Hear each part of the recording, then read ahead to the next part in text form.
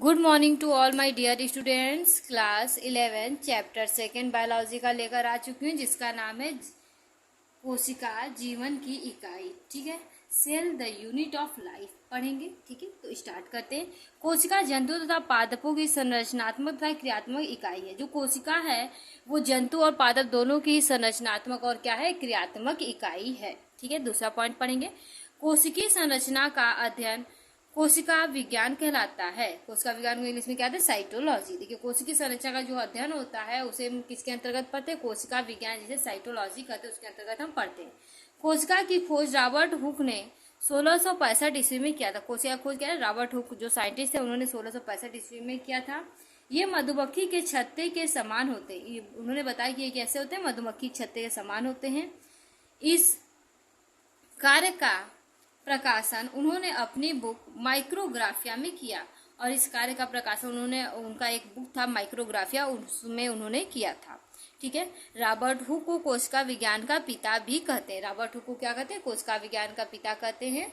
इसके बाद हम लास्ट लाइन पढ़ेंगे। देखिए, सर्वप्रथम डच वैज्ञानिक, डच में रहने वाले वैज्ञानिक एंटोनी वान लुवेनहॉक ने, एंटोनी वान लुवेनहॉक साइंटिस्ट थे, उन्होंने सन 1667 ईस्वी से 1654 ईस्वी में अनेक जीवित कोशिकाओं को देखा, बहुत सारे जीवित कोशिकाओं को देखा।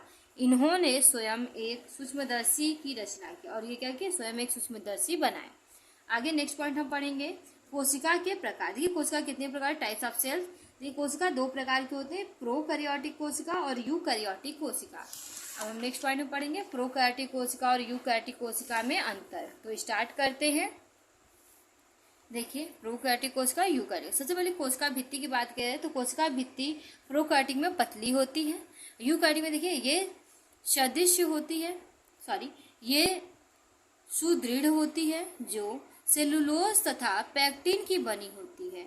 जो प्रोकैरियोटिक की कोशिका भित्ति होती है क्या होती है, पतली होती है, जबकि यूकैरियोटिक की जो कोशिका भित्ति होती है वो दृढ़ होती है। ठीक है, सुदृढ़ होती है, इसके साथ ही सेलुलोज और पैक्टिन की बनी हुई होती है। नेक्स्ट पॉइंट हम पढ़ेंगे। देखिए, प्रोकैरियोटिक में माइटोकॉन्ड्रिया अनुपस्थित होता है, जबकि यूकैरियोटिक में माइटोकॉन्ड्रिया उपस्थित होता है। ठीक है, प्रोकैरियोटिक में 70s राइबोसोम्स होते हैं, जबकि यूकैरियोटिक में 80s राइबोसोम्स होते हैं। प्रोकैरियोटिक में अंतःप्रद्रवी जालिका क्या होती है, अनुपस्थित होती है, जबकि यूकैरियोटिक में उपस्थित होती है।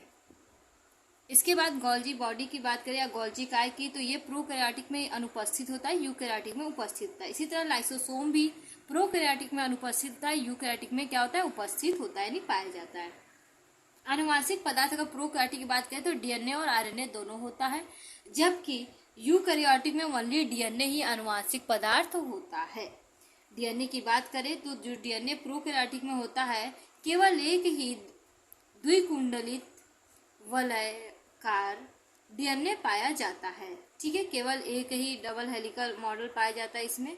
इनमें हिस्टोन प्रोटीन अनुपस्थित है, इसमें क्या था, हिस्टोन प्रोटीन नहीं पाया जाता है प्रोकैरियोटिक कोशिका के अंतर्गत डीएनए में। अब हम यूकैरियोटिक कोशिका के अंदर पढ़ेंगे। देखिए, डीएनए में इसमें क्या होता है, इसमें बहुत से डीएनए अणु पाए जाते हैं, ढेर सारे डीएनए अणु पाए जाते हैं। इसमें डीएनए हिस्टोन प्रोटीन के साथ गुणसूत्र बनाते हैं। इसमें क्या होता है, डीएनए क्या होगा, हिस्टोन प्रोटीन से मिलेंगे और क्या करेंगे, गुणसूत्र का निर्माण करेंगे। गुणसूत्र की बात करें, इनमें केवल एकल या नग्न डीएनए के रूप में होता है। जो गुणसूत्र होता है इसमें एकल होता है, ठीक है, सिंगल बॉन्डेड होता है, सिंगल हेलिकल होता है, या फिर नग्न डीएनए इसमें पाया जाता है। अगर हम यूकैरियोटिक की बात करें तो ये एक से अधिक गुणसूत्र होते हैं। ठीक है, यूकैरियोटिक में एक से अधिक गुणसूत्र है जो कि डीएनए व प्रोटीन के बने होते हैं। ये डीएनए और प्रोटीन के बने हुए होते हैं। प्रकाश संश्लेषण की बात करें तो थाइलेकोइड में होता है। जो प्रोकैरियोटिक होते हैं जी, उनमें किसमें होता है, थाइलेकोइड में प्रकाश संश्लेषण होता है, जबकि यूकैरियोटिक में विकसित हरित लवक में होता है। विकसित प्रकार का हरित लवक पाया जाता है, उसमें क्या होता है, प्रकाश संश्लेषण होता है। नेक्स्ट पॉइंट अब हम इसे पढ़ेंगे। देखिए, श्वसन तंत्र। श्वसन तंत्र की बात करें तो श्वसन प्लाज्मा झिल्ली द्वारा होता है। जो श्वसन होता है प्रोकैरियोटिक में वो प्लाज्मा झिल्ली द्वारा होता है, और यूकैरियोटिक में श्वसन माइटोकॉन्ड्रिया द्वारा होता है। जो यूकैरियोटिक में श्वसन किसके द्वारा होता है, माइटोकॉन्ड्रिया के द्वारा होता है। कशाभिका की बात करें तो प्रोकैरियोटिक में इसकी कशाभिका में केवल एक तंतु उपस्थित होते हैं। केवल क्या होता है, एक तंतु क्या होते हैं, पाए जाते हैं। अगर हम यूकैरियोटिक की बात करें तो इसमें कशाभिका में 2 केंद्रीय तथा 9 दोहरी परिधीय तंतु 9+2 उपस्थित होते हैं। देखिए यूकैरियोटिक जो होता है इसमें क्या होते हैं, जो कशाभिका होते हैं 2 केंद्र में पाए जाते हैं और 9 ठो परिधि पर साइड पाई जाती है। नेक्स्ट हम पढ़ेंगे कोशिका विभाजन। देखिए प्रोकैरियोटिक जो होता है उसमें असूत्रीय कोशिका विभाजन होता है, जबकि यूकैरियोटिक में समसूत्री या अर्धसूत्री कोशिका विभाजन होता है। इसके साथ ही केंद्रिका की बात करें तो प्रोकैरियोटिक में केंद्रिका अनुपस्थित होता है और यूकैरियोटिक में केंद्रिका क्या होती है, उपस्थित होती है।